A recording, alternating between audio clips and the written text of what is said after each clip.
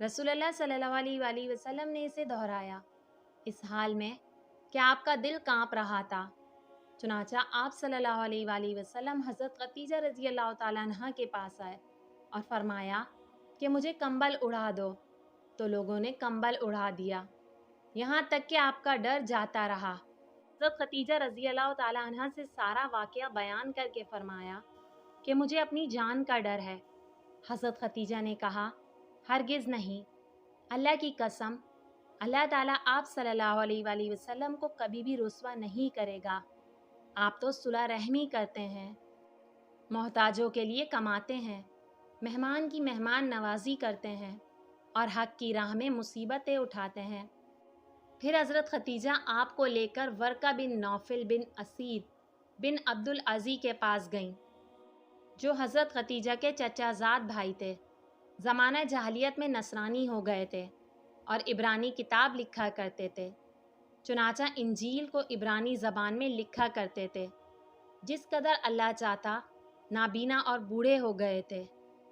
इनसे हज़रत खतीजा रज़ी अल्लाह ताला अन्हा ने कहा, ऐ मेरे चचाजाद भाई, अपने भतीजे की बात सुनो।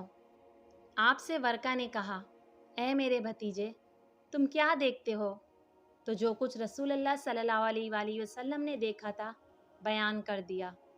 वर्का ने आपसे कहा कि यही वो नामूस है जो अल्लाह ताला ने हज़रत मूसा अलैहिस्सलाम पर नाजिल फरमाया था।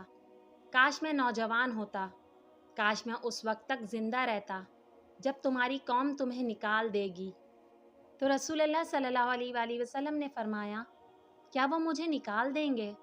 वर्का ने जवाब दिया, हाँ, जो चीज़ तू लेकर आया है उस तरह की चीज़ जो भी लेकर आया उससे दुश्मनी की गई। आप सल्लल्लाहु अलैहि वसल्लम ने वही के रुक जाने के ज़माने के हालात बयान फरमाते हुए कहा कि एक रोज़ मैं चला जा रहा था कि अचानक मैंने आसमान की तरफ एक आवाज़ सुनी और मैंने अपना सर आसमान की तरफ उठाया। क्या देखता हूँ कि वही फरिश्ता जो मेरे पास गारे हिरा में आया था, वो आसमान और ज़मीन के बीच में एक कुर्सी पर बैठा हुआ है। मैं उससे डर गया और घर आने पर मैंने फिर कंबल ओढ़ने की ख्वाहिश जाहिर की। उस वक्त अल्लाह ताला की तरफ से ये आयात नाजिल हुई, ए लिहाफ ओढ़कर लेटने वाले, उठ खड़ा हो और लोगों को अज़ाब इलाही से डरा और अपने रब की बड़ाई बयान कर और अपने कपड़ों को पाक साफ रख और गंदगी से दूर रख। इसके बाद वही तेज़ी के साथ पे दर पे आने लगी। हज़रत इब्ने अब्बास रज़ी अल्लाह ताला अन्हा रिवायत करते हैं, उन्होंने बयान किया कि कुरान उतरते वक्त हज़रत सल्लल्लाहु अलैहि वसल्लम सख्त मेहनत उठाते थे। जुमला उनका ये था कि आप अपने दोनों होंठ हिलाते थे। हज़रत इब्ने अब्बास रज़ी अल्लाह ताला अन्हा ने फरमाया कि मैं इन दोनों को हिलाता हूँ जिस तरह आप सल्लल्लाहु अलैहि वसल्लम हिलाते थे। और सईद ने बयान किया कि मैं दोनों होंठ हिलाता हूँ जिस तरह हज़रत इब्ने अब्बास रज़ी अल्लाह ताला अन्हा को जंबिश देते हुए देखा। चुनाचा अपने दोनों होंठ हिलाकर दिखाए।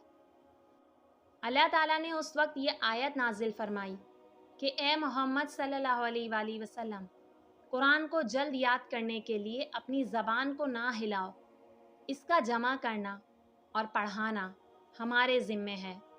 हज़रत इब्ने अब्बास रज़ी अल्लाह ताला अन्हु कहते हैं कि कुरान का तुम्हारे सीने में जमा कर देना और इसको तुम्हारा पढ़ना, फिर जब हम इसको पढ़ लें तो इसके पढ़ने की पैरवी करो। इब्ने अब्बास रज़ी अल्लाह ताला अन्हु फरमाते हैं, यानी इसको सुनो और चुप रहो, फिर यकीनन इसका मतलब समझा देना हमारे ज़िम्मे है। फिर बिलाशुबा मेरे ज़िम्मे है कि तुम इसको पढ़ो। इसके बाद जब जिब्राइल अलैहिस्सलाम आपके पास आते तो आप सल्लल्लाहु अलैहि वसल्लम गौर से सुनते। फिर जब जिब्राइल अलैहिस्सलाम चले जाते तो इसको रसूल अल्लाह सल्लल्लाहु अलैहि वसल्लम पढ़ते थे जिस तरह जिब्राइल अलैहिस्सलाम ने पढ़ा था।